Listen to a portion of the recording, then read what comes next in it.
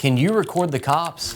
Police interactions typically occur in a public place. If someone has kicked in your neighbor's door, don't go to your neighbor's house and walk inside with your cell phone out. But what you could do is stand in your front yard and record from there. That might be embarrassing for your neighbor, but then again, maybe it's something that he or she needs in a couple months if there's an issue in their case. What I'm trying to say is that when you are in a public place, the sidewalk, your front yard, across the street, those are public places. You are free to record really anybody so long as you're not stalking them or doing something else that would be considered illegal. But recording things in a public place, generally 100% legal, even when it's the cops. The other thing you need to know, don't interfere with the investigation. So just like you shouldn't walk into your neighbor's house if the police have kicked in the door, that doesn't mean that you need to pretend that you're on cops and try and get in the middle of the arrest the officers are making. This is why I say, take the video from across the street, take the video from the sidewalk. This is still far away where the police cannot legitimately say that you are doing something that would interfere or prevent them from making an arrest or keeping them safe. That's what officers are always going to default to, officer safety and interfering with an investigation. But if you're across the street or